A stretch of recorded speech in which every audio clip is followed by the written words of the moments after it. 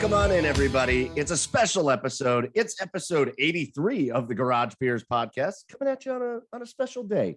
One day before the Browns take on the Chicago Bears, the 1-1 Browns, and the 1-1. Is it the 1-1 Bears? Right? Am I losing my mind? It is. It's the 1-1 Bears. Yeah. The 1-1 Bears. I've lost my mind. Yeah. We have a very special guest here joining us for the third time on the Garage Beers podcast. And we're going to play the schedule game to get you prepared for the Browns and the Bears and the rest of the Browns season. We didn't play the schedule game earlier, and we were like, this just isn't right. It doesn't feel right. So joining us this week is going to be our one of our favorite people, our favorite guests on the podcast, a digital content producer for WEWS. And I feel like that doesn't even begin to explain everything she does because she's everywhere all over Cleveland sports. But it's Camryn Justice. I'm introducing you first. I'm like all off base here, but I'm introducing you first. Camryn, welcome to the Garage Beers podcast. Hey, thanks for having me back. It's fun. I'm excited. I'm glad I was able to come back. Yes. Thanks for not, counting me out after the first time. Never. Listen, Never. This is the third time, Cam. I believe, I got to check the records. I believe you are now the most reoccurring guest on this show. You have a badge of honor for you now. Put it on a t-shirt or something. Like, let people know.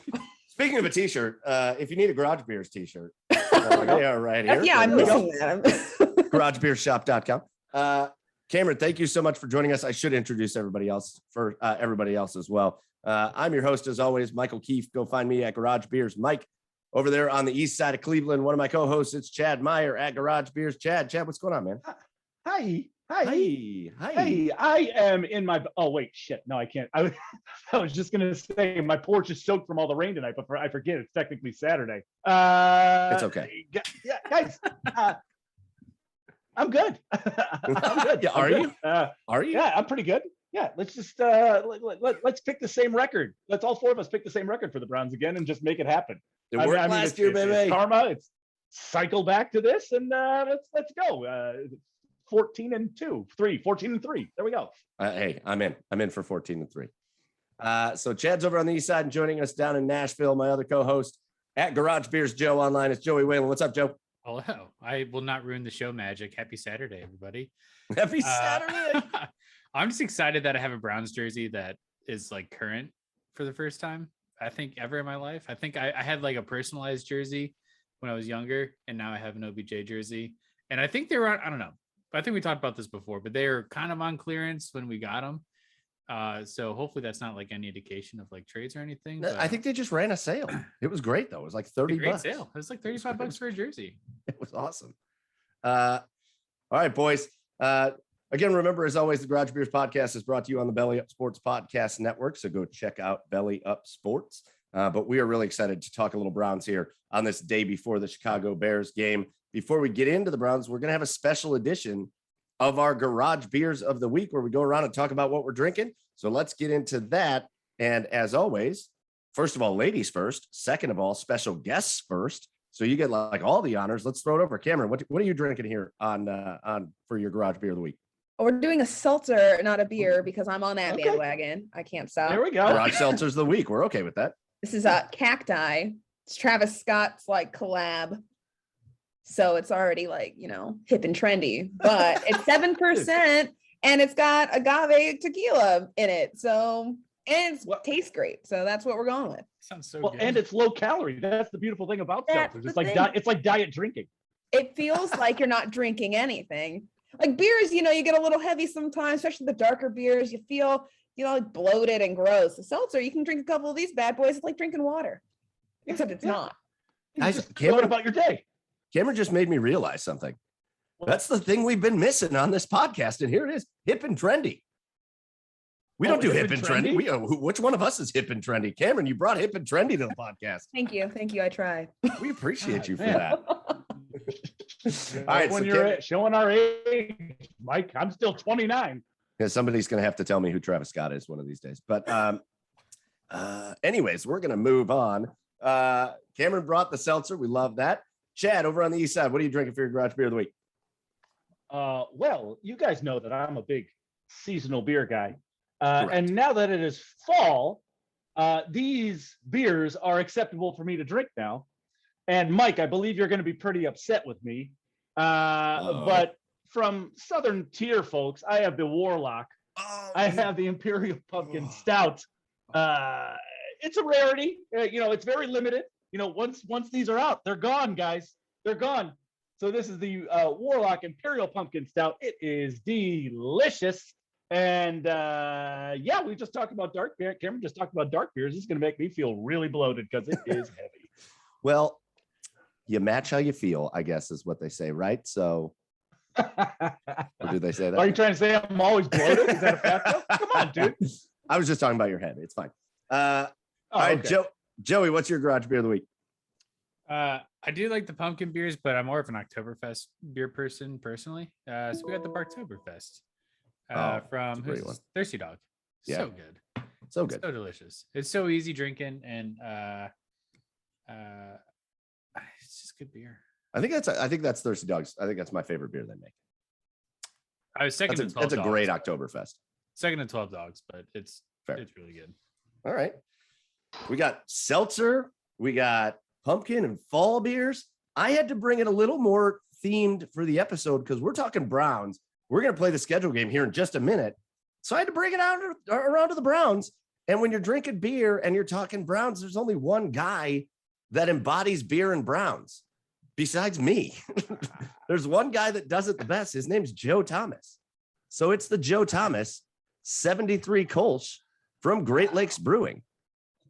That hurts. Great choice. What'd you do over there, Chad? Camryn, have you ever been bit by a dog? This is a very strange question, and I need to know where this is leading. Well, no, I got bit by a dog at work this week, and I accidentally put wrong pressure on my hand. Look at that right there. Oh my goodness. And hang on for a minute. I put pressure on the wrong part of my hand, and it just I got. I love dogs. I love dogs so much that I don't know what happened, but I'm guaranteeing it was your fault, and the dog is off the hook. Okay. All right. She's starting to know you, Chad. She's starting to get you, Chad. 3 times on the podcast, and she knows Chad's lawyer has entered we'll, the chat. We'll see about the 4th time, Camryn. You did ask that question. I didn't even talk about my beer, but you did ask that question very weird. Like, you ever been bit by a dog? It reminded me of well, movie I mean, Airplane. I had to give context as to why my didn't hand do was that. hurting. It reminded me of the movie Airplane when the pilot's like, "You ever seen a grown man naked, Timmy?" Like the way you asked that question. Anyways, My bad. 73 Kolsch, Great Lakes Brewing. It is a fully flavorful, delicious Kolsch, and it's got, I want to say it's like a combination of old offensive lineman Joe Thomas, but also like ripped muscles Joe Thomas on the can. Like they combined the two guys. And he's just a legend. So that's what I did. We're talking Browns. We're having the 73 Kolsch. So those are our garage beers of the week. Make sure you get online. Go to @TheGarageBeers on all of our socials. Send us your garage beers, any suggestions you have for us to try, and we will do that. With that being said, Camryn, gentlemen, let's talk a little Browns. So again, we're going to play the schedule game, but we are a couple weeks late. We missed the first couple weeks on the schedule game.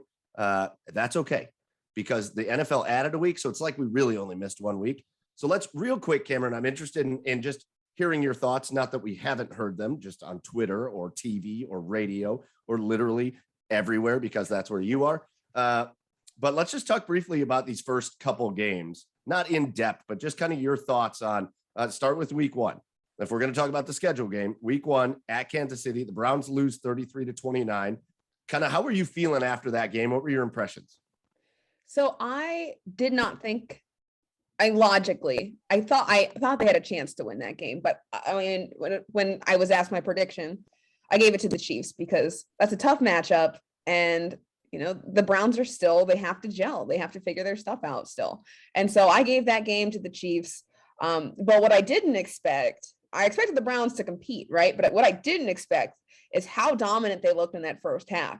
It was incredible. I mean, that's what I expected the Browns to look like a couple games deep into this season, not right off the rip against the Kansas City Chiefs.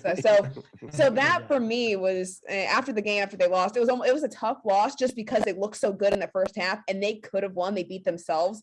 they did, like, the mistakes snowballed and they couldn't get away from it, and they kind of shot themselves in the foot with those mistakes. And the thing is, if that was any other team, honestly, probably would have been able to recover, but the Chiefs will exploit any mistake that you make. You cannot make mistakes against the Chiefs. The Chiefs didn't make any mistakes. The Browns made 3, and those 3 were game changers for the Browns. And that's what that is what cost them the game. And so it was a little deflating to see, all that potential built up in that first half and go into the second half. And it's like, well, they didn't lose to the Chiefs. They lost to themselves. And the Chiefs exploited everything that they did wrong. But still, you have to walk away from that looking at the way they competed, through that first half, and even, trying to get down the stretch. Had Baker Mayfield not been caught up around his leg, might have got that out of there. Who knows what that drive would have turned into. It was just, a unlucky situation. But for me, I looked at it and, I was like, you know what, it's not that bad. I thought they were going to lose that game anyway. The fact that they looked good for so much of it, very promising. And then you address those issues that came in the second half, and you make sure you focus on not making those mistakes, winning the turnover battle, and really honing in on that as you prepare to hopefully face them in the playoffs. Because, well, not hopefully face them. Hopefully they wouldn't have to play them and someone else would knock them out. But somebody else saying, yeah, you're probably going to have to go through the Chiefs.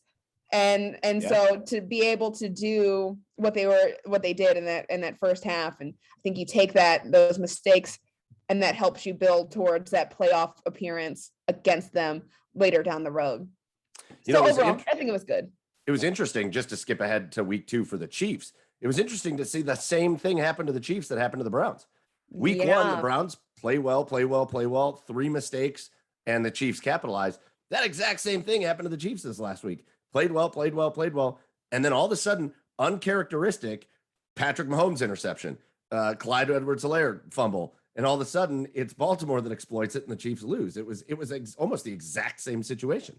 And the Ravens are a kind of team that they do similar things to the Chiefs in the sense of you can't make too many mistakes against them. You can't let yourself get back. They, like, if you best yourself, they'll make sure it sticks. Not to the extent as to the Chiefs. The Chiefs are definitely the tougher matchup when it comes to the two, but they do that same kind of thing. And so, the Chiefs had a taste of their own medicine.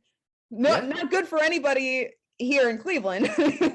No, but I mean, it's part of the NFL. It's part of the game, and you hate to see it when it doesn't, help you out in your division. But it's also eye-opening. The Browns have to go on and face the Ravens twice this season. So knowing that you kind of have to prepare for them in the same sense that you prepared for the Chiefs, of not letting them take the game over, not losing that momentum, and not making those mistakes, not turning the ball over, because they'll take advantage of it every time. I think that might be a little bit helpful to see that they play the same kind of style that the Chiefs are playing in that sense. I mean, we'll get to that in a minute, but how interesting is it that we're playing the Ravens in back-to-back weeks? Even though I know there's the bye week in between, but you play them and then you get 2 weeks to prepare for them. So that's my most interesting part of the season for me. I don't know what you guys feel. Okay, well, hold on, Skippy Pants. we got to play the schedule game, Skippy Pants Magoo over there. Listen. You know what? I'm just here, guys. Why don't you just skip ahead to week 12 through 14? I'll talk to you in a little bit. Listen, sir, you got to play the first 10 holes before you get to Amen Corner, okay, buddy? You can't just fly to week 12 and just go for it. No, that was kind of it was a pretty loss. It's still a loss, but it was, man, the hopes were high, and I feel like everybody in Cleveland was like, okay, that's fine. Then came last week, 31-21 in a nail biter against the Houston Texans. And I think a lot of people, I don't know that I'm fully on board with this, but call it an ugly win, where you had to scratch and claw and things went wrong, and your quarterback is out making tackles and getting hurt, and receivers aren't finishing their routes. And one of the guys that we've had on the podcast from the OBR, Jake Burns, he said he studied the tape, and he said they, for the first time in forever, they looked kind of disinterested. Like they were just out there going through the motions. And yet in the end, you beat the Houston Texans 31-21. You beat another NFL team by 10 points. So should there be as much like anger and like frustration going around? Like, I feel like people around the city this week are like, they should have crushed the Texans. Should that be the thing? Or is it like, hey, you won by 10, move on? No, I understand it. I mean, I guess you should be frustrated because as a fan, you want the best product every single week. You want to see what they're able to do. And that was not the best that they can put on the field defensively. I'll tell you that. And they didn't look great out there for a lot of it. And so, yeah, I'm like, I would never knock anyone for being frustrated about that because you want to see it click. And if it is the case, which it very well could be, I think Jake Burns is really onto something there. I saw that. I saw his take on that. And I can see it too about the disinterest in playing board. But you can't have that. You don't want to see that ever because that's how you fall into a trap game. I know it's easy to do that when you're playing a team like the Texans who should have no chance at, beating you or looking good against you. Right. But you risk, it's the NFL, no matter what team you're playing against, they are in the NFL. They can beat you. And if you play too lazy, if you play too bored, it's not going to end well for you. Yeah, that's how you end up in a trap. And so, if that is the case, you don't want to see that ever. You want full-throated effort, as Kevin Stefanski said, the entire time. And so I think that if that was the case, as we move on, that might click a little bit. I think it might have clicked after that game because it was so close and because it was like we've got to rally this back, get this under control and win handily, right? Because we can't look like we skim by, can't rely on your kicker to win this game for you. That's not a great look. So, not a great win. It's a win, so it's great, but not a great win because you want to see that full, really focused, really passionate effort. And you wanted to see them just annihilate them, right? That's like, that's what it's supposed to be. That's what you expected.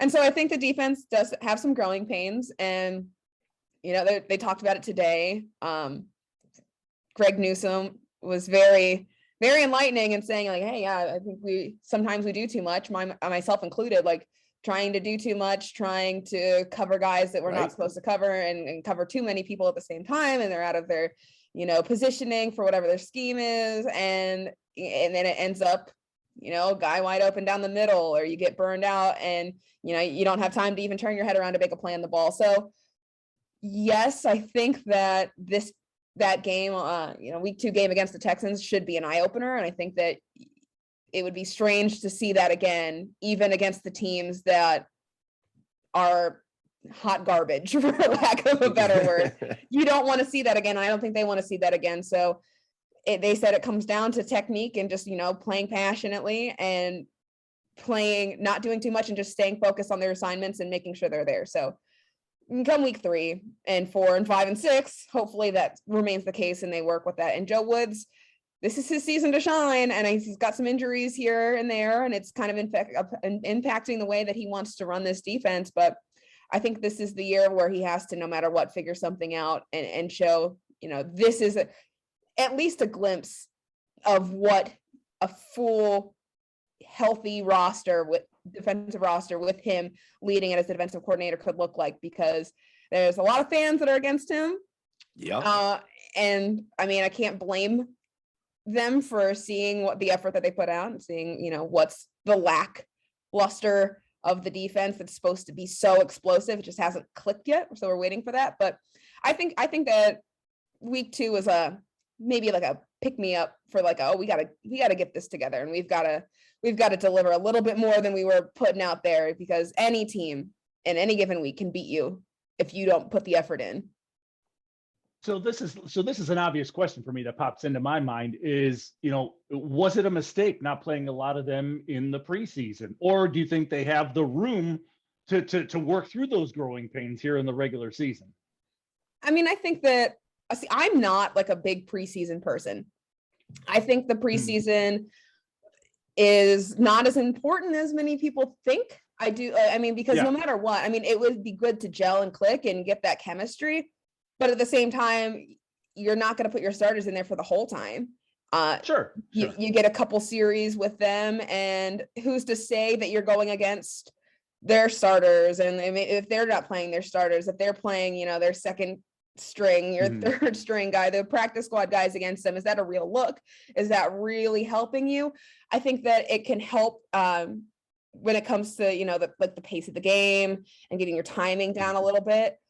But these the veterans, they know what they're doing. And it comes down to just clicking. So if you have a team that's talented enough, like the Browns have enough talent and enough talent that's proven. They have a lot of rookies, right? And a lot of younger guys, but they also have proven veterans and veteran leaders to help guide that. So I think that they're in a position that, you don't have to necessarily play all your starters in the preseason to get yourself ahead of the game. Now it could help, but I don't think it necessarily hinders your season the way that a lot of people act like it does when they're not as strong. I don't know that if they had played the defensive starters through the preseason, that it would be any different than right now, especially if week 2 looked like that because they didn't take it as seriously as they should have. I think that would have happened no matter what, right? And it would have kind of fallen through the cracks. So I'm not afraid to, I'm not one of the people that fear the preseason and fear injuries. I don't think you can approach it that way because injuries can happen at any given moment. But I don't think it's as important as, a lot of people make it out to be. And I'm not one of the people that think that it's super necessary. And I don't freak out if somebody's not playing in the preseason. I don't think that that's going to be, the end all be all or cause the first part of the season to be, not solid or not as, as reformed as it should be. I think you hit on about 127 good points there. And I think the ultimate one is what we've heard from the team. One, you got to give a little credit to the Texans, man. Just because the Texans are supposed to be bad, and they're not going to be good, but just because they're supposed to be bad doesn't mean they don't come out and play well, and doesn't mean they're not NFL players. Tyrod Taylor looked comfortable. He never looked comfortable like that when he was in Cleveland. He looked comfortable. He looked like he was running that offense with comfort. And that's dangerous for a guy like him that knows what he's doing. He's a veteran. So a little credit to the Texans. I think they blocked well. I think they played an overall good game. And I think their defense is better than what anybody wants to give them credit for. Having said that, you still won by 10. You won by 10. And I think, what they're telling you, I don't think there's anything wrong with saying, yeah, that's true. I acknowledge that they got to gel. And especially defensively, you've seen it. How many times have you seen 2 players cover the same guy and leave a guy streaking open down the sideline? It happened in the Texans game. That's communication and gelling, and it'll happen. Chad, what do you want? I wasn't going to say anything. You're over there wagging your finger at me. What do you want? Oh, I don't know. Well, I don't know. Way to ask a question that's not jumping ahead, Chad. All right. All right. Let's get into the schedule game. The Browns are 1-1. So we each get a free 2 wins because we obviously would have picked them to lose the first game and win the second game. So we get free ones there. So that brings us to this week. The Bears announced that Justin Fields is going to start. The Bears have a really good defense still. Offensively, they have a lot of things to be desired, but they are 1-1. They're coming off. What did the Bears do? They lost, right? Justin Fields came in, played. Oh, they won. They won. That's right. Yeah. Yes. Sorry. They lost week 1. They beat Cincinnati this last week. Got it. Right. So the Bears are 1-1. So let's throw it around. Miss Camryn Justice, what do you think for this week? Yeah, I think that the announcement of Justin Fields playing, I was hoping, for the Browns' sake that Andy Dalton played, because we know who Andy Dalton is as a quarterback. We know who he is. And, not to discredit Andy Dalton, he's had some good moments, but overall, he is not completely a threat to the Browns right now in the sense of where their roster is. I think that we know who he is. He's proven who he is, and you can prepare for that a little bit better than you can prepare for Justin Fields. Justin Fields, we don't know who he is yet. And we know who he was in college. We know what he's capable of doing. We know that he's mobile. We know that he's a threat on the ground. We know that he's a threat in the air. We know that he's athletic. He's dynamic, as Coach Kevin Stefanski described him today. He's electric, as Greg Newsom described him today. He's a great athlete. And so we don't know what that translates to as an NFL quarterback. He's a rookie, so obviously there will be mistakes that are made. But because we don't know what he looks like, that to me feels a little bit more worrisome than Andy Dalton, because we know what Andy Dalton looks like. We know what he would come out with. And so I think that puts the Browns at a little bit more of a disadvantage than they were, just a couple hours ago or a couple days ago, because this is on Saturday, a couple days ago when they announced that Justin Fields was going to be starting for them. But I still think this one should be a win for the Browns, because he is a rookie. No matter what he gives you, he's a rookie. He should, even if he has a good game, you should be able to exploit those areas in which he, the couple missteps he might make, because he's bound to make them. Even if he has a great game and he looks really good, he's going to make a couple mistakes. So the Browns should be able to exploit those in the way that, they were exploited in week 1, and take advantage of those. Now the Bears, like you said, the defense is incredible. And so that's going to be interesting. But on the plus side, the Browns have the best offensive line in the league. Yes. And they've looked solid. They've had like little rocky moments, take the rest off, but they've looked great, just like we thought they would, just like they should be looking. Like last year they came back as a whole, and the core is back. And so that even with a strong Bears defense, you have Baker Mayfield protected. He should be comfortable in the pocket, and they're going to try to establish that run game. They've got, you split it with Nick Chubb and Kareem Hunt, looks great. They've looked great all season. Even just a couple, into that first half of the Texans game, it was a little slow. They were trying to establish that, but you just keep pushing, and you just keep, you'll break through, and you always will. With Nick Chubb and Kareem Hunt, you will always break through the run game. So I think they do that, and it's the same situation, especially with Baker Mayfield's shoulder. He doesn't look, hurt by any means. He's out there slinging the ball around like normal, but it is, you don't want to exacerbate anything like that. So I think that it should be a lot of run game, and they should be able to push that forward. And I think that with all of that, it might be a little close. I don't think it's going to be a blowout, but I think the Browns take that. And that was a very long explanation of why I think the Browns are going to win week. Yeah, but it was great. It was great. All right, so Camryn Justice gives the Browns a win against the Bears. Chad. Guys, this game scares the shit out of me. Until a couple of hours ago, when Justin Fields was announced as the starter, I had this as an easy win. I mean, Andy Dalton is just not a good quarterback anymore. He's on the last couple of holes of his of the back nine of his career. But now that Justin Fields is starting, and knowing that this defense still needs to gel, and how soft they were playing this past Sunday, it scares me, because Justin Fields, yes, he's a rookie quarterback, but he's a rookie who is very calm. He's a rookie who is very poised. He is a rookie who, granted, I don't care. I don't care what level, what year you are in the NFL of a quarterback. If you play a soft zone like the Browns have been these past couple of games, a quarterback's going to pick you apart. And that, combined with Justin Fields' mobility, really scares me.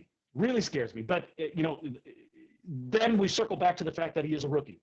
I think if you're able to force him into a couple of mistakes, I think the Browns have the running game that can wear this Bears defense down, this very good Bears defense down, just like we saw them do against many good defenses last year. We saw them do it against the Chiefs this year, and we eventually wore down the Texans, because remember, the Texans played the run very well in that first quarter-ish, but then the Browns eventually wore them down and were able to get some yards in the ground game. So those factors, for me, like putting all that together, I'd say it's a close win for the Browns, closer than I'd like it to be, but it is a win for the Browns. All right, so Chad gives the Browns a win against the Bears. Joe. You're only too nice to the Bears. I think this is a game that the defense is going to come together. I mean, Justin Fields has potential to be a really good quarterback, but he doesn't bring anything to the table that Lamar Jackson doesn't bring, that the Browns have seen multiple times. I think it's not a blowout, but I think they win by at least 14. Woo! That's a blowout in the NFL, dude. I think it should be a pretty easy game for the Browns. Also, looking at the rest of the schedule, like if you're worried about this game, there's some other sleeper games in there that I'd be more worried about than this one. All right, so Joe, we got all wins so far, and I'm not going to detract from that. I think the Browns win this game, and I actually am a little more in agreement with Joe than I am with the close game predictions. And here's the thing: from what I'm listening to all the Cleveland fans talking about Justin Fields, the one thing I will say is I think, and don't take this as me saying this for his career, but I think when you're talking about start number one, Justin Fields, I think everybody in Cleveland's looking at him with some scarlet and gray colored glasses on. They're looking at him as if he's the Ohio State quarterback that was so good that took them to the national title game last year and all that. And he is still that player, and he can be that player in the NFL. He's not that guy yet. He's not that guy. He can come out and play a good game. I'm not saying that he isn't going to do that, but a rookie coming into Cleveland, making his start on the road in a state that he played college, the nerves are going to be up there. The pressure is going to be on, and I am not anticipating a huge game by Justin Fields. I think the defense, I'm with Joe. I think the defense locks it down. I think the offense doesn't. For the first time this year, I wouldn't say they score 30, but I would say this is more of one of those 24-14 type of games. And I think the Browns win. So yeah, I don't think the pressure's there, but I agree with you. I agree with it for the most part. So let's send it over to week 4 then. So we've all got the Browns winning against the Bears. Then the Browns go up north. They go to the beautiful US Bank Stadium, and they take on the 0-2 as of right now, Minnesota Vikings. Camryn Justice, what do you feel about that game? Again, I'm going to give the Browns a win. The Vikings are 0-2. Yes. They lost to the Bengals week 1, and week 3 they're going against the Seahawks, so by that point they might be 0-3. Yep. So they're going to play hard, because if their record's that bad, you don't want to go 0-4. If you're 1-2, you're already off to a bad start anyway. So I think they'll play hard, but and maybe try to show up for Kevin Stefanski. The Stefanski effect. But I think that the Vikings have they have good offensive weapons, so you can't ever count them out. I think it'll be a good game, but I think the Browns win that one a little more handily than I think. Though I think the Bears might pose a bigger threat than the Vikings. I think this one will be a little bit bigger of a win for the Browns, should everything stay on course for Cleveland. But and there's the connection. So I think it'll be a hard fought game by both teams. It's not a rivalry by any means, but there's just so many connections. I think players and coaches tend to play a little bit harder when you've got so Kevin Stefanski spent years there, and he gets to play them again. And then you've got Mike Prefer and Joe Woods both spent time with the Vikings. So there's connections, and I think that'll be interesting, and I think that'll give it a little bit of some razzle that it wouldn't have otherwise. But I don't think that the Browns should not lose that, and they shouldn't look like they're going to lose it at any point in the game. All right. Love the confidence there. Chad, Browns and Vikings. Yeah, I feel a lot more confident about this game than I do the Bears game. Kirk Cousins is one of the most erratic quarterbacks that I of the last 5 years. And I think the Browns defense is going to kind of have it a little bit more together in this game. And I don't see that Vikings defense posing any sort of threat to this Browns offense. I think this Browns team wins this game pretty easy, to the tune of a 31-17-ish type game. So that's Browns win versus the Vikings. All right. So Camryn, Chad, both have it as a win. Joe, do you think the Browns go up to Minnesota and get a win? I think they do. I think just the key is an early lead and get the ball out of Dalvin Cook's hands. I think it won't be a shootout, but I don't think that the Vikings will roll over in this game. But we should win that pretty easily. So that's a win there from Joe. And listen, again, I also think this is a relatively easy win for the Browns. I think the Vikings, again, Camryn, you said it. I think they've got good offensive weapons. But one thing that I think is sneaky that people aren't really talking about yet, I think the Browns are going to have a really, really, really, really good run defense this year. I think while people have been clamoring about the pass rush, the run defense has been good so far. I think it's only going to be good this year. I think that's the sneakiest thing about the one of the big names they brought in, Jadeveon Clowney. Through his career and in college, Jadeveon Clowney was never that much of a sack guy. He wasn't in college, and he hasn't been in the pros. He wasn't a big sack guy. What he is a run stuffer. He showed you that on a couple plays so far this season where he has just made incredible plays in the backfield on runs. So I think the Browns' run defense against teams like the Vikings, where they are reliant on Dalvin Cook to get them going, even though they've got good receivers on the outside, Dalvin Cook is the engine. He's the heart for that team. I think the Browns can stuff him. I agree with Chad. I don't think the Vikings defense stands a chance against the Browns. And I do think, I think I'm kind of in line with that 31-14, 31-17 type of score for that game in Minnesota. So far, so good on the schedule game, guys. That's 8 predictions and 8 wins so far. Now, here's one that I'm really interested to hear everybody's take on. Following the week at Minnesota, week 5, the Cleveland Browns travel to Los Angeles, SoFi Stadium, Justin Herbert and crew. It's the Chargers. Camryn, what do you think about that game? I think this is when we should be seeing Baker Mayfield as a gunslinger. I want to see him. It should be a shootout. You know, him and Justin Herbert. Justin Herbert beat his rookie record. Right? That there's some redemption game. Bad blood. There should be some bad blood right Let's there. go. We gotta go against each other. You gotta fight. make it a game. But I'm gonna give the Browns this win. We're only 2 games in, but the Chargers have put up 20 points both times.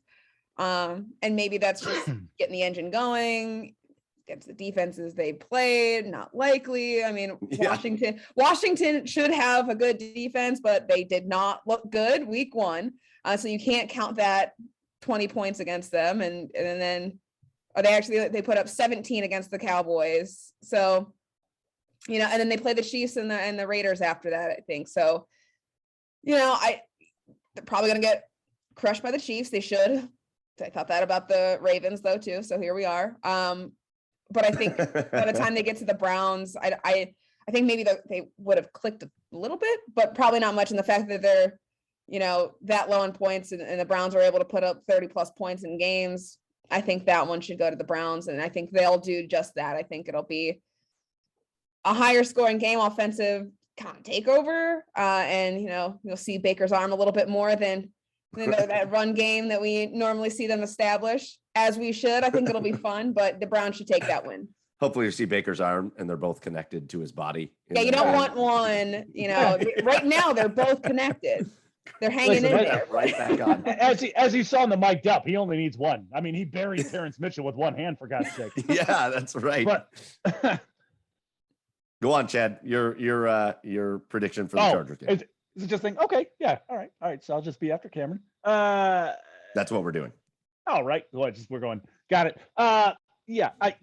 Guys, eventually, I think the one thing Baker Mayfield has left to do to really prove to everybody, to all his doubters, that he is a franchise quarterback is win games solely by himself. Like, sooner or later, the Browns are going to have to rely on Baker Mayfield to win games. And I think this is going to be one of those games. Justin Herbert has the ability to put up points in a hurry with him and Keenan Allen and Austin Eckler and Mike Williams. There's a lot of weapons, and he has the ability to put up points quickly. And I think this Chargers defense is going to kind of force Baker Mayfield's hand. And I think this is going to be a shootout. Like Camryn said, I'm in full agreement with her. And I think the Browns take this one in, I don't know, a 42-35 type of game. Woo, that's a lot of points. Yeah. Joe Woods is pissed somewhere that you said that. Joey. He should be. Joe, you're muted. No shit. The only thing that concerns me about this game is my fantasy running back getting injured, and that's Austin Eckler going against his defensive line. I think they win this pretty easily. I agree with Camryn and Chad on that one. Well, I was so interested in this because as I'm looking at this game, I'm thinking, all right, I bet this is the game where somebody on the panel is like, oh, I don't buy into the Justin Herbert hype so much. Like, I think he's good. I think he's a good quarterback, but they're talking about Justin Herbert like he's like the next Peyton Manning, like he's the next like greatest quarterback. I think he's good. He's a little erratic. I think he's and he's young and he's got room to grow, but he's still young and he's got room to grow. I agree with you guys. I feel like he's fine. It's their defense that just feels underwhelming this year, which is kind of surprising. Here's my thing. Week 5, I think, is when the Browns defense really starts clicking. I think so. This is where you'll see in this game the motivation. You're out in LA, you're showing off for that stadium and that crowd. And this team really clicks in that week. I think it's a convincing win for the Browns out in LA, and they take it. So another set of wins for us here on the podcast. Week 6. Here's another one I'm interested in. Back home, but you're taking on. This is the 17th game. This was the game that was added late. You're taking on Kyler Murray, DeAndre Hopkins, some weird crew of running backs that, like, I don't know how they even make it in the NFL, and the Arizona Cardinals. So, Camryn, how you feeling about that game? This should be one of the most exciting games on the schedule. Yes. One redemption game, right? Because 2019 was rough. Yes, was real rough. Rough. And there's a lot of players still on this team that were, when they went through it, they were not happy. At that point, you hope that Jarvis is back.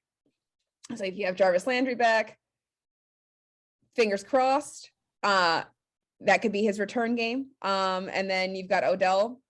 Hopefully he's playing then. And they were among the frustrated. Yes. At the last matchup, very frustrated. Baker Mayfield he is the one I'm most excited to watch in this game because he's going against his bestie, who he trash talks all the time. The Baker Mayfield Kyler Murray saga is my favorite. They're so good. They're so great. And so, I think they both have something to prove against each other in like the friendliest way possible.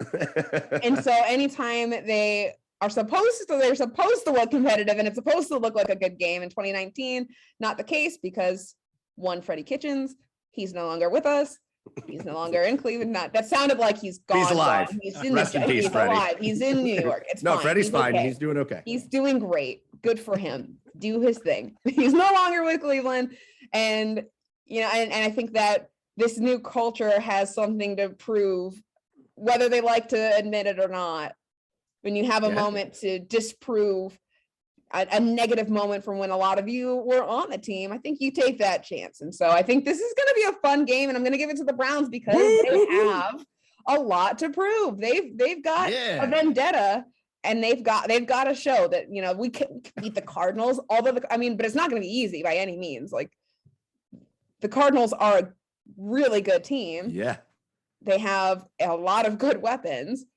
They added a lot more in this offseason, and they've looked good so far, 2 games in. So I think it'll be tough, but I think you give it to the Browns just based off of that vendetta. They both got talent, but the Browns should use their passion to win this game to fuel them a little bit harder. I wasn't ready for a Freddie Kitchens reference here. Do you remember when he said, "If you don't wear brown and orange, you don't matter"? And we all were like, "Yeah, I love this guy." And then he coached, and we were like, "Oh no, he shouldn't wear brown and orange nor matter." That's everybody. We're looking for a sliver of hope. Well, these last 20 years. All right, Chad, go on. Now, guys, this prediction is based off of Baker Mayfield having all of his weapons at his disposal, meaning Jarvis comes back, and Odell is there, and everybody is healthy. But you remember back in 2007, I believe, when it was the Browns beat the Bengals like 54-48. Yeah. That was 2007. That was the Jamal Lewis game. Yeah. I really see this game going this way, especially if the Cardinals keep rolling on offense like they are just to start this season. I don't see these defenses being able to contain these offenses at all. Chandler Jones is off to a hot start, but that's really all this defense has. JJ Watt on the other side, he's decent, but he's also on the back nine of his career. I just see so many points in this game. and I still think the Browns win it, but I think this is going to be an even bigger shootout than the Chargers. So a Browns win there. All right, Joe. I'll throw in the first loss here. Yeah, I think one thing that's interesting about the Cardinals is like they've had two very polar opposite games on handling the run. They held Derrick Henry to under 60 yards in week 1, and then Dalvin Cook ran all over them for over 120 or 30. So I think if they can limit our run and force us to have a passing attack that game, I don't have huge confidence in us. I think we really need our run to drive this offense. So if they play us like they played the Titans week 1, I would be very nervous on this game. So I'm gonna give us a loss for this. Interesting. First Joe has loss. no faith in Baker. Joe has no faith in Baker. Oh, whatever. I have an expectation level that I'm not setting too high.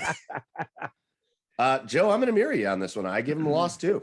And listen, part of it is I have to pick some losses on this schedule. Like part of it, to be completely honest with you, I have to pick a loss or two here or there. The Browns aren't going 16-1, I don't think. So listen, I think the Cardinals really like my reasoning for this is that the Cardinals are a good team. And I think a good team can come in here and get a win, just like we can go to another good team and get a win. It really boils down to that. I think the Cardinals have a ton of talent. I think they're well coached. I think defensively they have improved.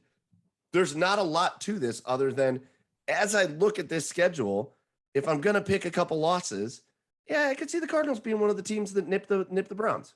That's my reasoning. There's no real in-depth thing there. To be fair, that was on a borderline loss for me, but the more I thought about it, the more I wanted to give it to Cleveland.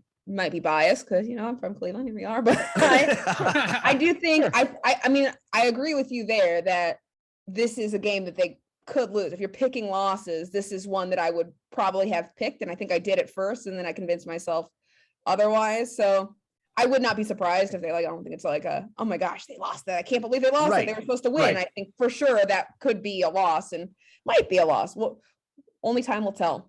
Hey, Arizona could just as easily win this game 54-48. Okay. Right. Listen, it's they're a good team. The Browns are a good team.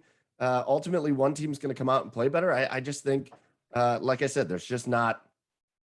I know there's going to be some games where the Browns are going to take an L this year, and I think this is one of those kind of like one of those feel good things too. If the Browns come out and play well. Now, here's what I will say: if the Browns, I just disconnected my microphone. There we go.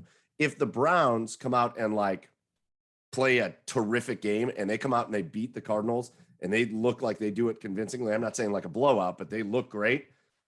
All of a sudden, I've got crazy high expectations for the Browns, but they're going to feel, if they do that in week 6 against the Cardinals, all those expectations are going to feel a lot more real after that game because it's a really good team. So 2 wins and 2 losses there. Let's send it on to week 7, Thursday night against the Teddy Bridgewaters and the Denver Broncos. Camryn. So fun fact, big Teddy Bridgewater fan. Okay, go on. Okay. Why? I am very excited to see him, back with an NFL team. Mm-hmm. I was a little worried there. I was like, that's what's going to happen to his future. Where is he going to go? So glad he got a landing spot. Glad he's with the Broncos. Good for him. I like him. I know other people don't. I'm a big fan. So, right. I think he's a good quarterback. And I think that he's a smart quarterback at times. He's got potential kind of like Tyrod Taylor, where he doesn't if he gets in his element, he's not going to make a lot of mistakes. He can be a really smart quarterback. And I think that's where he can trend. And I think he's a good quarterback. And now the Broncos are dealing with a lot of injuries defensively. And by that point in the season, they still might be. Today, Bradley Chubb was out for 4 to 6 weeks, 4 to 7 weeks, something like that. So that's right along the line of when he might come back, when he might be looking to come back, and they're still dealing with that. But their defense, although dealing with a lot of injuries, Vic Fangio is no schlub. He has got it together. He's who Browns fans kind of want Joe Woods to be in the way that he schemes. And so and it's not, luckily for the Browns, one, they might be a little depleted, and two, they're playing not in Denver, they're playing in Cleveland. So that's one benefit to it. But I think that, again, I'm giving the Browns so many wins, but I have to give them this win because aside from having a solid quarterback, I don't think there's any reason why the Browns would not be able to beat the Broncos at this point. Nothing's changed throughout the season. Players might come back. Other players in the Browns might go out. We don't know how that plays out. But in this moment right now, with the players that are projected to play and the players that are been kind of ruled out at this point, I think the Browns get this one. Yeah, I think this might come as a surprise, but I have this as a kind of a sneaky loss for the Browns. I mean, they're coming off of a battle, which should be a battle against Arizona on a short week. I mean, who knows what type of what the health of these teams might be by then. You know, if Denver, because Denver, again, they made a lot of nice signings, I thought, defensively in this offseason. If they get some of those guys back, I could see the Broncos sneaking up on the Browns here at home on a Thursday night on a short week. So I think this is going to be my first loss. A close one, albeit, but this is going to be my first loss. All right. Chad's giving him a loss to the Broncos. All right. Joe? I'm going to give a win. I don't know. I just don't really care about the Broncos. I hope they lose. I just like don't like them. I hate how we lost to them. Was that last year, 2 years ago that we lost to them? And just that was 2019. Yeah, it was 2019. It was just like an embarrassing week, and like that's like a loss. It was always you circling back to that. It's full circle. Was Tim Tebow the quarterback at that point, or Drew Lock, or the janitor, Drew Lock or something to that point? Anyways, I'm not a big Broncos fan. I do like Teddy Bridgewater though. I will give you props on that. I love Teddy Bridgewater, but I hope they win. I hope they smack the Broncos this week. I think Tim Tebow was on the Binghamton Mets at that point. Yeah. Oh, that's right. Yeah.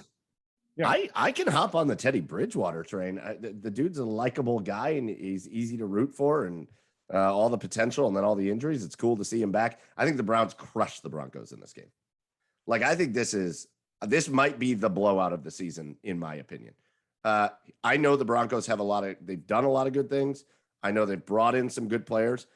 I also know that I'm not buying, they're 2-0 to start the year. I'm not buying that shit at all.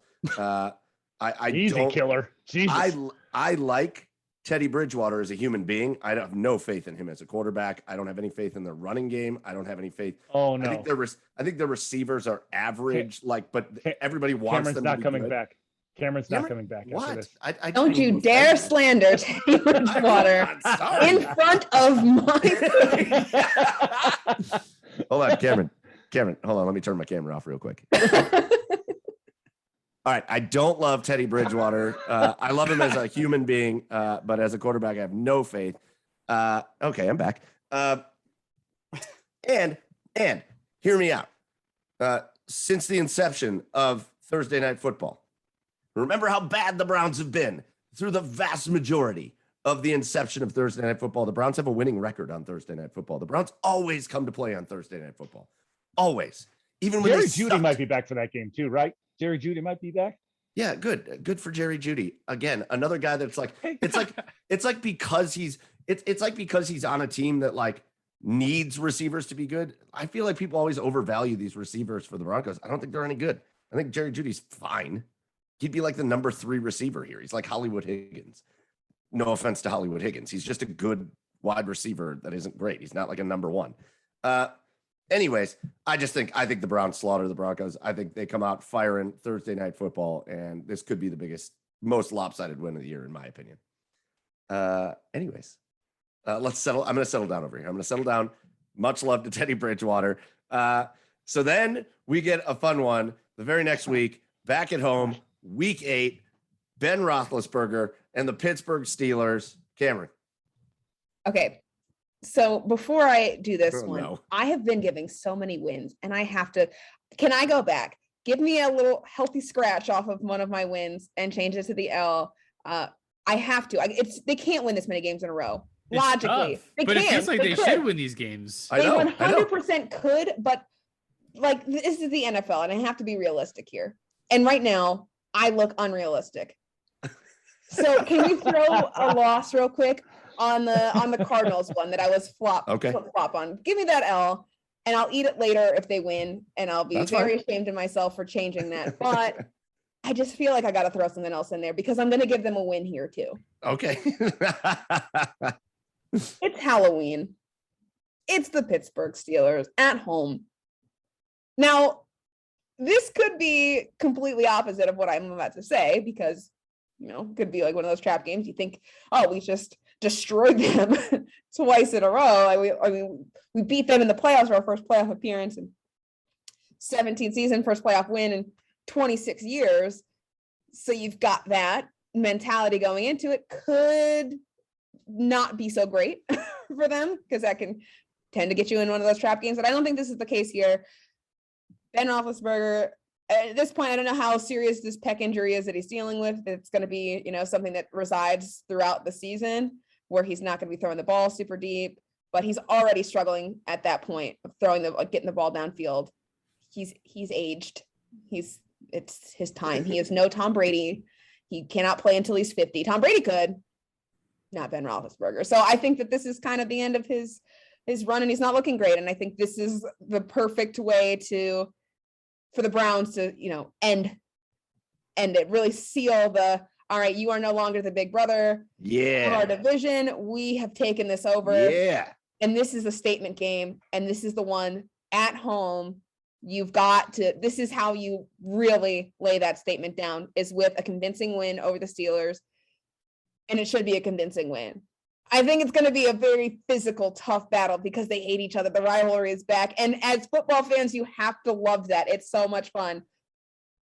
But in this situation, it should not affect the Browns. They should not let that make it a close competition. They should take the heat. They should take the physicality and run over it. Win this one heartily and handily. Browns have to take this one. Can we talk about how absolutely ludicrous it is to say that Ben Roethlisberger has a pec? That he is suffering from. He is suffering from a male breast injury. Torn boob. What's happening. Torn boob. Yeah. 100% a torn pecs boob for Ben Roethlisberger. Yeah. All right. TB12 diet my ass. Yeah, go on, Chad. Listen, I think this is I see this as like a 24-7 win or 20-7 win for the Browns because that Steelers defense is good, but that offense is dog shit, especially with an over-the-hill Ben Roethlisberger at the helm. I think this is off the back of that playoff victory. I think the Browns are going to be pumped up for this game, and I think they're going to win this one handily, but not a blowout. Like, it's going to be one of those like, oh, the Steelers offense can't do anything, but the Pittsburgh Steelers defense is going to keep them in this game. So I see this being a 20-7, 24-7 type win for the Browns. Sweet. Joe. Yeah, that's what I had too. I mean, like, yeah. Dynamite drop in, Joe. Yep. I don't know if I have anything to add to that. I just think that it's going to be a pretty big defensive battle. I don't think that the Steelers have enough offensive firepower unless somebody else aside from Ben Roethlisberger is at quarterback that week. Yeah, I think that would be Mason Rudolph. No. Or just Dwayne Haskins. Dwayne Haskins, yes. Maybe. I don't know who would back up. I would be more worried about Dwayne Haskins and the Steelers than Ben Roethlisberger and the Steelers. And that's not that big of a worry. I don't think we're worried about any quarterback. And that's not that big of a worry. Yeah. All right, so I'm going to tack on with another win. And Camryn, I love kind of what you said. I think you're right. I think the Browns over the past couple seasons have been popping these wins off against the Steelers. Obviously, last year, winning 2 of their 3 matchups. And I think kind of laying it to rest. The Steelers have weapons. I like Najee Harris. I think Chase Claypool and Juju Smith-Schuster and Deontay Johnson form a formidable receiving trio. I think those are really good receivers. They form a receiving trio. That's right. Correct. A formidable one. Having said that, the offensive line is trash. And Ben Roethlisberger under pressure is awful. And I think the Browns handle that offensive line. I think they get pressure on Ben. And I think Chad, you're right. I think the defense of Pittsburgh is to be respected. But I don't particularly see this being super close. So Browns win there. Week 9, down to Cincinnati, down to Joe Burrow and company, off to a 1-1 start on the year. Camryn, week 9, how you feeling about it? I think that by week 9, Joe Burrow should, have looked like Joe Burrow, and unless his offensive line does not protect him, big issue there. But you would think that even if they didn't get the talent that they should have on their offensive line in the draft, free agency, should have maybe focus a little bit more on that. I still think by week 9, whatever you're dealing with on your roster has had time to kind of figure it out and be able to give you some kind of protection, hopefully at that point. So I think it'll be a fun game to watch. We saw it last season. Those fun games, a shootout, Baker Mayfield versus Joe Burrow, the gunslingers again. I just love these quarterback matchups. There's just so much. These are the games you're excited, keep you on the edge of your seat. But I don't think it's going to be as close as it was maybe last season, where like down to the wire kind of win. Yeah. I do think a lot of gunslinging for sure. You see those arms in use and get to see the skill of both of them. But I think the Browns should take this one. Again, giving them another win. And it should be a little easier than their matchup with the Steelers, I think, because there's not so much of a passion between the two. There's not that rivalry. They're a rival because they're a divisional foe, but there's not that heated passion. Sort of. And the Browns are a better team than the Bengals, yes, even with Joe Burrow playing at his best. And so I give Cleveland the win there. I think it'll be fun. They swept them last year. Not to foreshadow, but I think the same thing should happen this year too. So this is the first matchup of the two, and I think they win this one, and they should look good doing it. All right. Chad? Yeah, I think the same thing. I mean, I think for as bad as that Steelers offensive line is, the Cincinnati Bengals offensive line is even worse. The one thing, it was almost like the one thing, the Bengals kind of did what Browns teams would have done in the past. You have an obvious need. You had you had to protect Joe Burrow this offseason. You had to find some sort of, and they did not do that. They went with a receiver. They went with the shiniest. They went with the shiniest piece of jewelry in the jewelry box, instead of I don't know, the copper bracelet, which was the offensive line that they needed to protect. Everybody needs a copper bracelet. Yeah, pretty much. And they didn't do that. So I think Myles Garrett and Jadeveon Clowney and the rest of the Browns defense are all over Joe Burrow all day. And I think this is a convincing win for the Browns. Nice. Joseph. The first person I thought of when we signed Jadeveon Clowney was Joe Burrow, and how bad I was going to feel for him when he's just like taking this onslaught of this defensive line that the Browns have. Like, it's not going to be a fun day for him, and he's got to do it twice in the same year. Like, that blows. Browns are going to win. No problem. I'll call it now. They'll sweep the Bengals. The Bengals, the old 80s, old 80s band, the Bengals. Yeah, listen, same. Browns win. I think, again, at this point, I think defensively you're going to start to see a Browns team that I'm thinking a lot of people are kind of doubting here in week 2. I think, again, by week 5, I think you're really going to start to see them come together. Here, I think in week 8, I think you see the Browns defense, and for the rest of the season, really cruising. Like, I feel like you see the Browns defense be what we thought they would be when they signed Troy Hill, when they signed John Johnson and Jadeveon Clowney, and we get all excited about the Maliks and Jeremiah Owusu-Koramoah. I think all those guys, I think the whole thing is gelling at this point. I think the Browns go down and smack around the Bengals. I think, again, they make life miserable because what were the Bengals doing? Not addressing that offensive line after your franchise player got hurt last year. It makes no sense. They're going to pay for it in that game. And the defensive questions are legit right now, but you got to give them time. Right. Yeah, for sure. Week 10. The Browns travel up to the Bill Belichick's, Mac Jones, and just whoever else plays for that team, and they play the New England Patriots in New England. Camryn. See, the only thing that I don't love about this is that there's the streak. And there was a streak with the season opener, and that has not been broken. That wasn't broken this year. And there's a streak about beating the Patriots, and it's like at Gillette Field. So you know what? It's tough. It's tough, but and to credit the Patriots, not just the streak, they have a good defense. It's revamped. They bolstered it. They got 4 interceptions, I think, last week. I mean, they're good defense. And so that will be a challenge. But this is the streak. The Browns didn't break the streak for the season opener, but they can break this streak. And this is when they do it. This is where they break a streak. Finally, people get excited about not just the win, but something, to hang your hat on, like put the old Browns in the past. We're always looking to do that right here in Cleveland. We're always looking to bury the old Browns in any way we can. Anytime they break a record, it's like, okay, yes, that's over.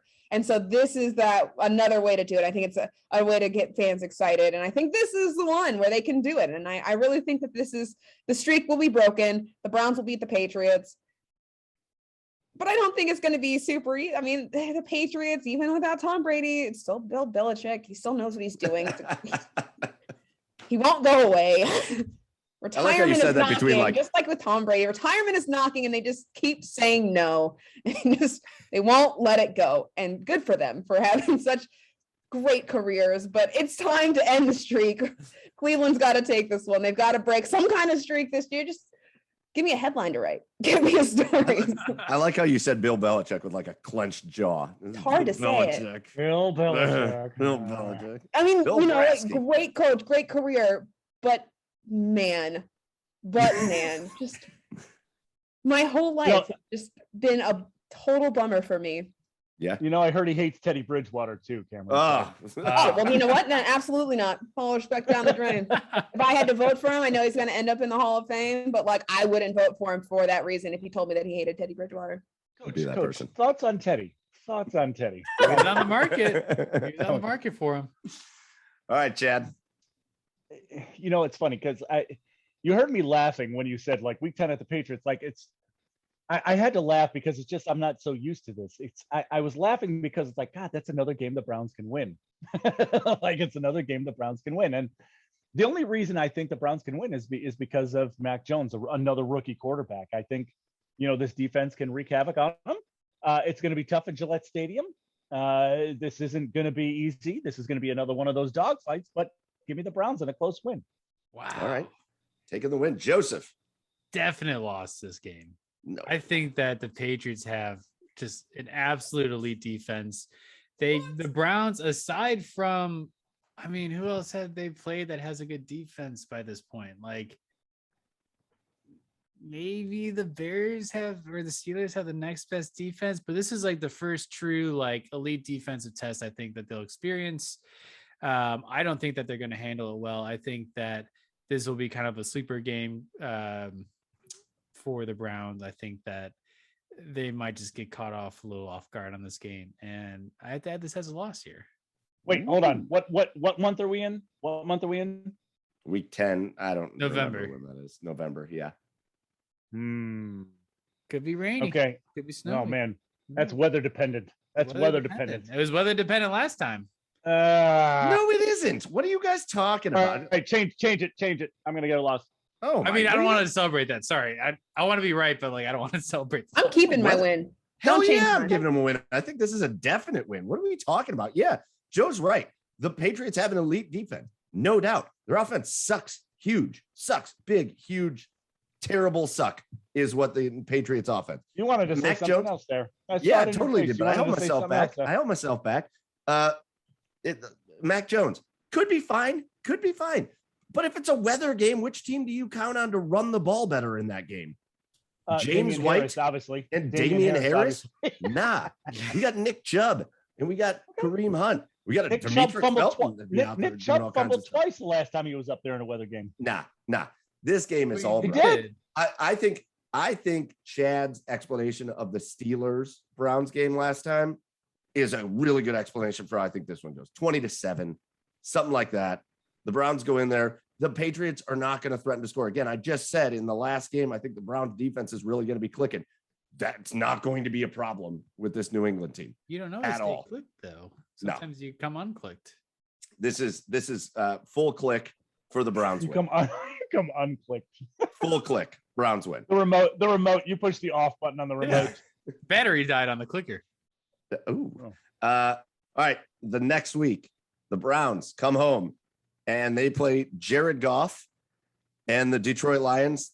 Oh my God! When do we play the Ravens? When do we play the Ravens? For God's sake! They have bit.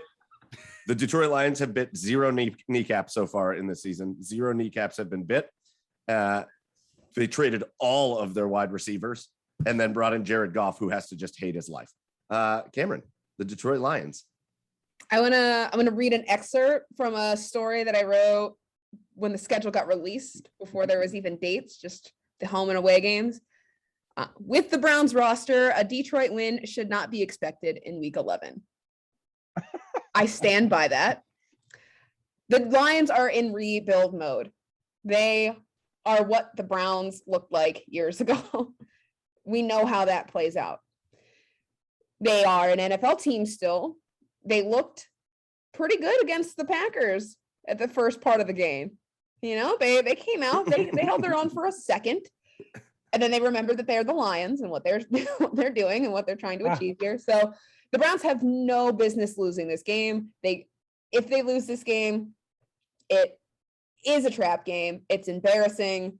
You would hate to see it. There would be no excuses, barring many serious injuries to high play. Like the only way you or a COVID situation like against the Jets.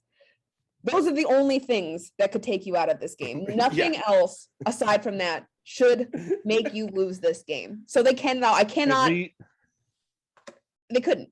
They give them the win. Make it capital. The big old underline it 3 times. I don't know. How do I? Hold on. Let me sound like an old man for a minute. How do I make this W on my iPad bigger? I don't know how to do this. At least we are Detroit. These were not Detroit. Like you said, that with the Broncos, Mike, this is the biggest win of the season for me. This is going to be the most convincing win of the season for me for the Browns. I mean, everything Camryn said. It's like 42-17. Give me that. Like the Browns are going to just blow out this Detroit Lions team. Joe, somebody say trap game. Oh, here he goes. Just kidding. No, I'm just kidding. No, that was the Eagles game last year. Remember that? I know. That's why I brought that up again. No, unless we see the second coming of Christ when Jared Goff has like 4 garbage time touchdowns against the Browns, there's no shot. Like absolutely no shot. Easy. But the Eagles were a trap game for Jackson. Oh my God! Might have been wrong on 1 pick last year, but I had the right record at the end of it. You were definitely wrong. Yeah, win Lions. I the only reason I don't think it's like that, Chad, and this is the only reason, is because I think the Browns just run the ball all over the Detroit Lions. I don't think this is like an air it out, score a ton of points. Like for me, this very much feels like 28-7, but it's like 21-0 in the first quarter, and then the Browns just coast to a win. You know what I mean? Like that's what this game feels like to me. So maybe just as dominant as like a blowout win, but maybe the final score doesn't necessarily reflect that. But I will tell you, I think Nick Chubb and Kareem Hunt are just off the charts. You said 14 points is a blowout in the NFL. So for real. I just meant like I think they're gonna blow out the Broncos like big time. But this one, I think it's just a controlled win. All right, so let's wrap these 2 things. Camryn, let's wrap these 2 things into one conversation so that we're not just having the same conversation back to back. Week 12, the Browns travel to the Baltimore Ravens. Week 13, they get their bye. Week 14, they come home and play the Baltimore Ravens. For those of you wondering, if you haven't looked at the schedule, the Ravens are playing in week 13. They are playing another team, so they don't have that bye week in between. So a back-to-back home and home with a Browns bye week, not a Ravens bye week in between. So Camryn, let's go with both of those games. How are you feeling about that situation? So first matchup on the road against the Ravens, primetime game. Saw what happened last time. Yeah. The primetime lights. It was awesome. Trip that should have been a little longer. Had Lamar Jackson been out a little bit longer, they would have probably got that win. And as much as the Browns are looking for a revenge game against that and to try to, I think that might be a motivator. I'm going to give this one to the Ravens. I think the Ravens take the first one. They'll beat the Browns. The Browns will take that loss into their bye, reflect on it, fix the mistakes that they made. I think it'll be a good game, probably close, another battle. Like we'll see, but I think the Ravens will take that one. Then the Browns enjoy their bye week, remember what they did wrong, and then they come home and they play the Ravens again. But the Browns are going to be fresh, and they're going to have that loss heading into them. So second game at home, I'll give this one to the Browns. They beat the Ravens on their second go around. Especially with the Ravens, they don't have that bye, and they'll have just played the Steelers, which I don't think the Steelers are a huge threat, but they are an AFC North matchup heading into the end of the season where these things matter. So I think that game will be a tough one for them, kind of wear them down a little bit. And then they play the Browns. Browns take this one. So split it 1-1. Browns lose the first one, but they take the second. Boom. Chad. Yeah, I mean, I'm going to do the same thing. I mean, there's really nothing much more to say after what Camryn said, other than the fact that, I'm not convinced that the Browns can beat Lamar Jackson twice in a season until they actually do it. So, I mean, yeah, 1-1. I think they lose. I think they lose on the road that first one, and I think they come back and they get a win. Joe, we going to keep that train rolling? Absolutely not. Oh no, that's my hot take. My hot take of this schedule game is going to be that the Browns are going to sweep the Ravens this year. Whoa! Wait a minute. I think the Ravens have had some injury troubles on defense. Obviously, their running game is not, even though they have Lamar Jackson, so you can't really talk against that. But your running game is not necessarily quite what it has been in the past, and that's, I guess, to remain to be seen as well. But I think that the Browns are coming for a vengeance, and I think that they want to establish that they are the dominant team in the AFC North this year and going forward, and I think they're going to prove a point in both these weeks. Man, I'll tell you what, if that happens, again, especially if we think what's going to happen for the first part of the season, the Browns should come into those games with a good record right off the bat. If that happens, this place is going to go ballistic because all of a sudden Super Bowl expectations are very real, and they get realer if you sweep the Ravens. I'm going to come back to reality for a minute, and I'm going to do what Camryn and Chad both did. I think you've played a long season through 11 weeks. You've played a good season if the records indicate what we kind of have. And I think the Baltimore Ravens are a really good football team. Again, a little bit of it goes back to my explanation on the Cardinals. Like, they're a really good football team. If the Browns are going to get beat, I don't think it's going to be the Lions. I think it's going to be a team like the Ravens, a team like the Cardinals, teams that are going to get them. But what a gift. Like, what a gift the schedulers gave to the Cleveland Browns. Here, have the Ravens, and then you go ahead and take a bye while they play, and you can come back and play them.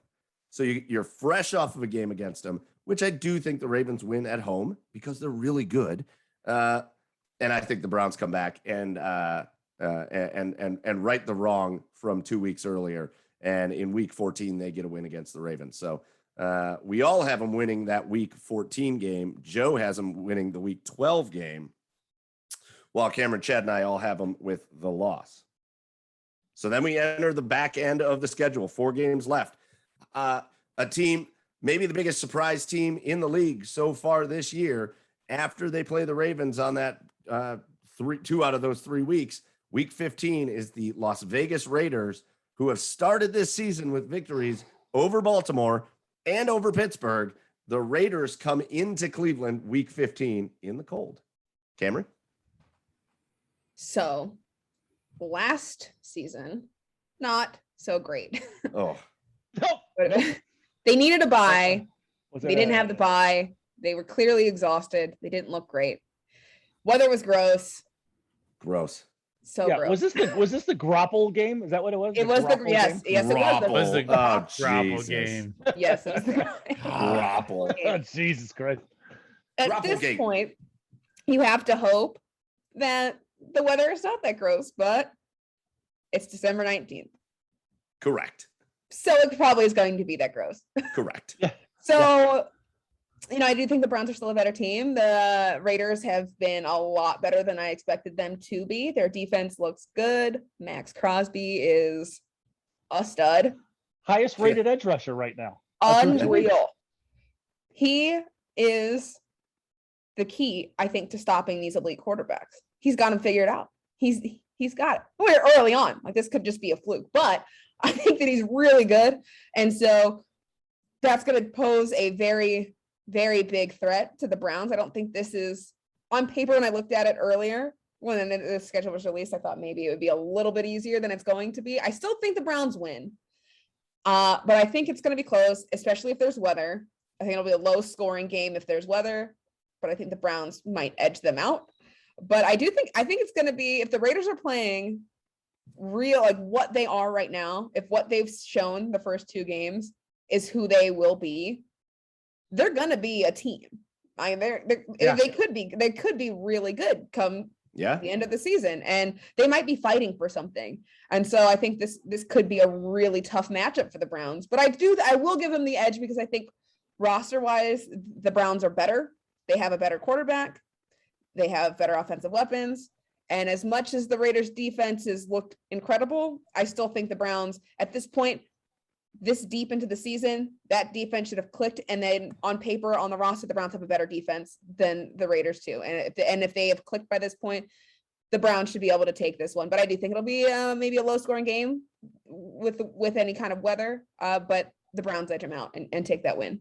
Nice. Browns beat the Raiders. Chad. Yeah, I think this is going to be a low scoring game, but I'm going to give this a win for the Browns. But, the funny thing is, I think if this game was in week 5 or 6 with the way the Raiders are playing right now, because don't forget, David Carr is leading the league in passing yards right now. I mean, through these first 2 weeks, he's had sort of an awakening. But through the grind of the season, I agree with Camryn. There's, the Browns are deeper. The Browns are a lot more talented. Right now at this very moment, and I think the Browns win it in a close one. All right, Joe. I got another loss. Look at Joe go with the losses. Right. I hate to. I'm not trying to do it because I hate the Browns. I'm going to go with the streaks on this one. We haven't beaten the Raiders for 7 years, and I don't think that's going to change this week. I think that at the end of last season, they were the only team or one of two teams to beat the Chiefs last year. And they also have come out of the gates just like absolutely insane. I think that they are poised for a really big season this year. I agree. I think they're going to be fighting for something at this point in the season. I don't think we're going to be fighting as much as they're going to be fighting at this point of the season, to be honest. And that's a plus for the Browns. So I'm going to give that one to the Raiders. I'm going to give it to the Browns. And I'm going to give it to the Browns because the Raiders under John Gruden are always pretty decent. Weeks 1 through 8 of the season.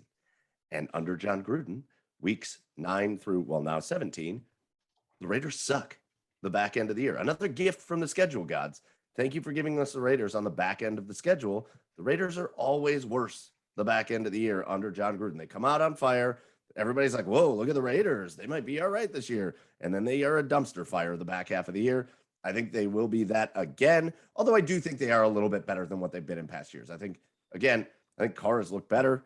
I still, around Carr, I don't love Jacobs. I don't love the running game. I don't love their offensive line. I don't love their receivers. There's not a lot to love on that offense. I think as the year goes on, I'm not sure that they improve all that much. Defensively, I think the Raiders are okay. So I kind of agree that this is December in Cleveland. I think this could be one of those kind of 17-10 kind of games. But I think the Browns pull out a win against the Raiders. Mike Allstott available. Gruden would love him. He would pick it up. He would pick up Mike Allstott, man. So then this one's great. The Browns are playing on Christmas. It's a gift to all of us. Santa is bringing us here in Cleveland. He's bringing us all a gift. Oh, Merry Christmas. Is this like NSYNC? Happy holiday. Oh, dang. It's one of the best Christmas songs Ever? there. Yeah. What Yeah. not? It's not the best. Only second to Mariah, right? No, Chris Brown. this Christmas. Come on. Wait, what? Yeah. I love Mariah Carey. Yeah, I get it. I know, but it's so cliche. Chris Brown? Well, yeah. Listen, we're hip and trendy on here now. We are hip and trendy. We are. Oh, hi. I mean, totally. Chris Brown this Christmas. I totally heard. Dang. I'm gonna have to go listen to this now. Please do. Chad, that was good, man. That was a little Joey Fatone going on there. That was real nice. You should be on The Masked Singer. I've got just Joey so that we don't have to see your face. I've got next time you sing. Yeah. All right. So the Cleveland Browns, again, we're all getting a gift Christmas morning when we wake up, because that day the Cleveland Browns are going to Lambeau Field, and they are playing the Green Bay Packers on Christmas, December 25th in Green Bay. How are you feeling about that one, Camryn? Put the L down in the column. Yep. Put the L down in the column. They could. They're the Browns. They've got a good team, obviously. But if I'm thinking logically here, you're going against Aaron Rodgers, who had a really rough first game, but then showed up week 2. We saw, okay, Aaron Rodgers, he's still Aaron Rodgers. So you've got Aaron Rodgers. You've got all of his offensive weapons. Adams, Jones, just ridiculous. Just ridiculous. Valdez, Scantling. Like, I mean, you've got their whole roster. It's just they've got so much talent, right? They're a good team. They're a really good team. Yeah. And it's Christmas. Nobody really wants to, like, they want to play, but it's Christmas, which means it could be snowing. And if it's snowing at Lambeau Field, I cannot, in good faith, tell you that I think the Browns are going to win, because that's too much. It's too much. So I give the Packers the win. I think that you can't count the Browns out by any means. And it would be a lovely Christmas present to all in Cleveland if the Browns pulled out that win. I just think the Packers are not only too good, but I think that the situation and the circumstances that could be facing them in Lambeau Field on Christmas Day, snowy, white Lambeau Field, which is like a dream for me. Like that is a bucket list. Go to a game, see Lambeau Field in the snow. Christmas Day, in minus 144 wind chill. You bundle up, it's worth it. You drink. No, I know. No, I know. Sack up, Chad. Sack up and go to the game. Damn it! You take enough cacti, right? Cacti. Yeah. You drink the cacti, and you'll be good to go. There you go. That's the game plan. So I give the Packers this win, but the Browns shouldn't ever be counted out by any means. Of course. But man, those circumstances are just too hard to not pick the Packers.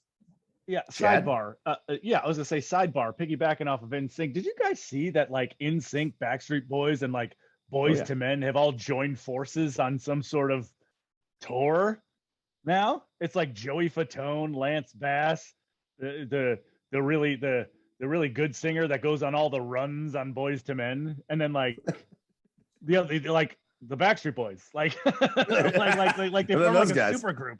They like form a super group. Anyway, this is a loss for me. I mean, anybody who doubts Aaron Rodgers after one bad game is just a moron, because throughout his career, he's one of the most elite quarterbacks ever to play the game. So, I mean, I think, and he returns all of his weapons from the highest scoring offense in the league last year, and I don't see the Browns shutting that down, especially in Lambeau in December on Christmas, and I think this is a loss for the Browns. Joseph. Wow. My picks have all been kind of centered around my losses have all been centered around a defense that I think has potential to put up a good fight against the Browns. I think that the Packers defense is dog shit. And I think that Baker Mayfield is going to play Grinch and steal away one from the Packers in Lambeau. Woo! Christmas not miracles, easy though. Not baby. easy though. And it's not because of Aaron Rodgers, because the Packers are going to put up points. But I think this is my opposite sleeper. I think the Browns can steal this one away. Yeah, give me that win. I'm with you, Joe. Give me that win. And yeah, I agree. Packers defense, nothing to write home about. Of course, Aaron Rodgers is great. Of course, Aaron Jones. Of course, that whole Devontae Adams. They're great. They're great. Even Russell Cobb looks better when he's with Aaron Rodgers. Sure. But no, Give me the Cleveland Browns. I think the Browns are a better overall team. I think they are again, I think they are built for a cold game. You get that offensive line moving, you get Wyatt Teller out there slapping some guys around, you get Conklin and Treader and the whole offensive line out there slapping some guys around. You get Hooper and Njoku. Why are they That's what they're going to do. They're going to slap around the Packers on Christmas. Christmas slaps for everybody. And I think the Browns can control that game. Yeah, sure. I'm not going to say they're going to go in and shut down the Packers offense. Nobody does that. Nobody shuts down the Packers offense. I do think except for the Saints. I do think that the Cleveland Browns can go in there and go toe to toe with the Packers and beat them. And so it's going to be a happy Christmas for everybody in Cleveland if Joe and I have our way. All right. Week 17, 2 games left. The Cleveland Browns go to Pittsburgh to play the Pittsburgh Steelers. Camryn? Here comes that foreshadowing. I said, I think this is the year they sweep the Steelers. You give them the win. I think they beat them again. They've gotten that streak beat. They've beat the Steelers at Heinz. That's done. They can do it. They've proven it. Now we move on. They win. They should win. They reassert their dominance in the AFC North. Hey, we're the better team than you. We're going to take over. We're going to take over this. We're going to be on top here. And you guys, you sit aside. So they take this win. I think it might be a little less hard fought than the first time around, especially if the schedule goes the way that I think it will. And my predictions are going, and they have a lot of wins under their belt. The Browns do. If they go into this game pretty confident and sure of themselves, and they've at this point should have kind of figured themselves out. They take the win, and they're now the big brothers of the AFC North. Go on. Let's go. Chad?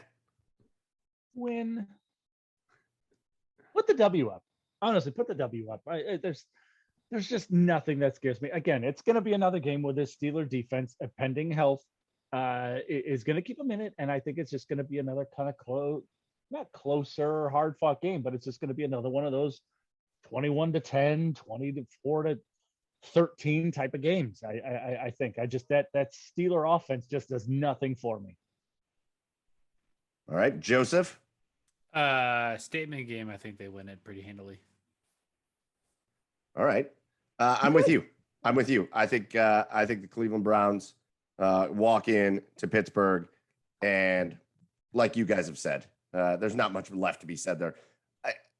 Even if the Steelers aren't great at that point, and even if the Browns are as good as we are all looking at them to be, at the end of the season where some teams might kind of be backing off a little bit, getting ready for playoffs, all that stuff, the Browns won't do that in Pittsburgh.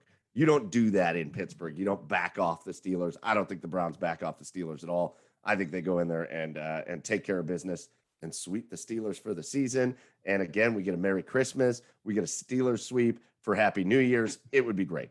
So that takes us to week 18 for the first time in NFL history.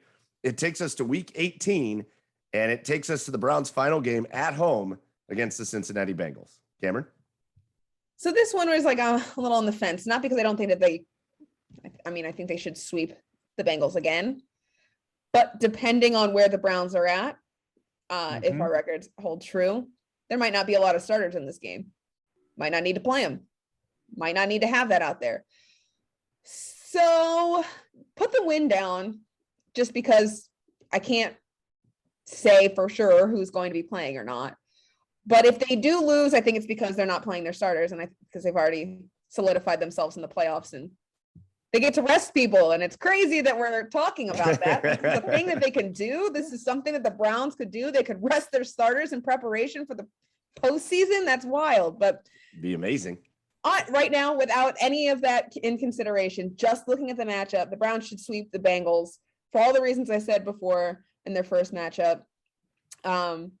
So they get the win on this one, but if they lose, I think it's because, of course, they're already in the playoffs and they don't need to win it.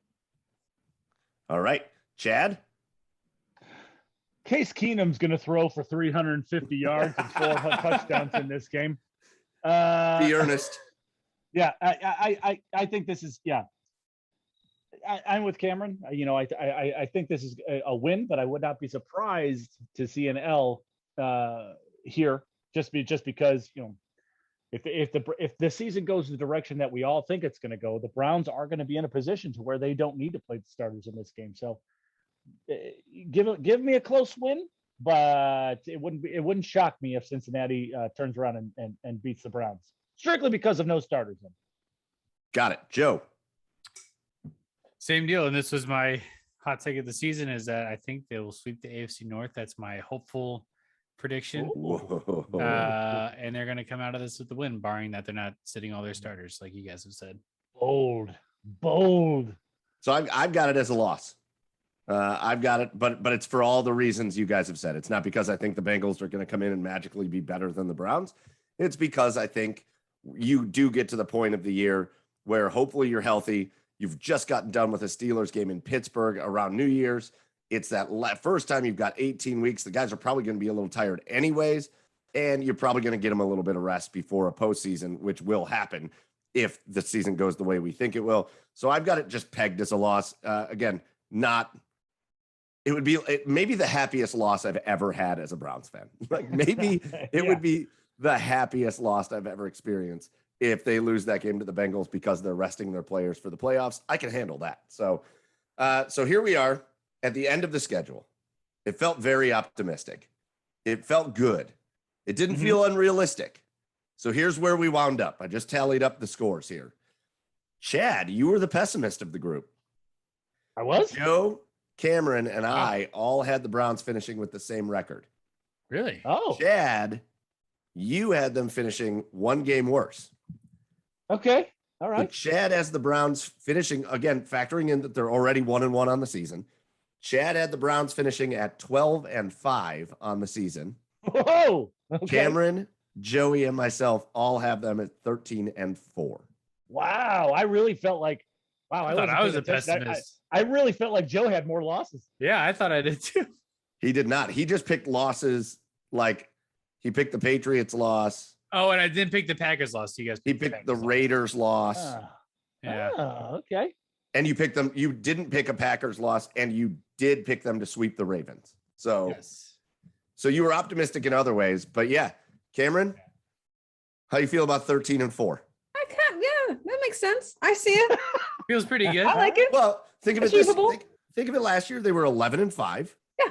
You're essentially only one game better than what you were last year. And I think this team is built certainly to be at least one game better than what they were last year. 100%. I'm good with that. I like that a lot. I mean, I'm not mad about it. Cameron's going to go strutting in the office tomorrow, being like, "This what? Browns are going to go 13." I am. I hip tweet and it now. trendy. Should I just put that out? No, people will roast me. Yeah. So, with all that being said, if we get to the end, or basically the middle of January at this point, and the Browns are in that position, we're going to be doing this again with playoff implications and all that. But anyways, that is the schedule game. Is there anything else anybody wants to throw in before we end our special episode of the schedule game with Camryn Justice? I don't know. I might go watch some Back Sync Boys videos. Back Nailed Sync it. Boys. Nailed it. Yeah, you like that name? I like. See, it's a good name. It's a good name for it. I think that's what they Back named Sync each other. Boys. The back sync boys. You know See, what? but Do it. you're forgetting in that because they're on tour. You said Boys to Men. It's 98 degrees. Come on, get your boy band references straight. Wait, what? Really? Yes. Oh yeah. It's the Back Sync Band. But where's 98 What? degrees in there? Yeah, You gotta what? throw 98 degrees in there. Wait. Backstreet Boys and NSYNC members joined forces as Back Sync for Pride Week. What? Back Sync. It just progressively getting worse. I don't know what's happening here. I know. I'm so All I know confused. is that we're talking boy bands, and I'm here for it. I like it. I'm also down for it, but like, I need where. First of all, where is O-Town? Oh, listen, No. Ashley Parker Angel is doing his own thing. Ashley Parker. We love ourselves some Ashley Parker Angel. I have a picture of him with him when I was 12.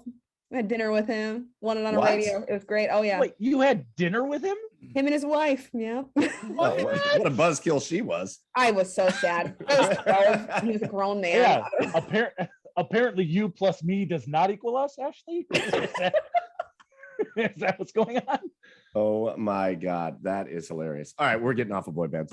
Camryn Justice, you've got the Cleveland Browns going 13-4 this season. And with any luck and superstition, you were spot on last year when we did the schedule game. Hopefully you're spot on again this year. You know, you will be, if you're listening to this, you'll be able to catch Camryn literally all over everywhere where the Browns are, plus everything else that's going on in Cleveland, because she covers news and all the sports teams and everything. So get over and follow her on Twitter at Cammy Justice. But Camryn Justice, thanks so much for coming back on and playing the schedule game with us. Anytime. Next year, the year after, you invite me, I'm here. We are doing this, and you better be right, because the good mojo is going to keep rolling. If I'm wrong, I'll never come back on here again. Sorry. No. I'm just kidding. No. Nope. We're gonna go ahead and nix that idea. We'll just forget that my prediction ever happened. We'll just cut that out. Just cut that part out. Yeah. I love it. And you know what? We're just gonna go ahead and end the episode as well. So thank you to you, Camryn Justice at Cammy Justice. And if you're listening, go follow us at The Garage Beers. If you're listening to this now, it's Browns, it's Bears, Sunday. Justin Fields comes to Cleveland for his first start as the Browns look to go 2-1. You know, you can catch Chad and I, and maybe even Joe, on Instagram Live after the game. And otherwise, we'll see you on our next episode next week. Cheers, everybody.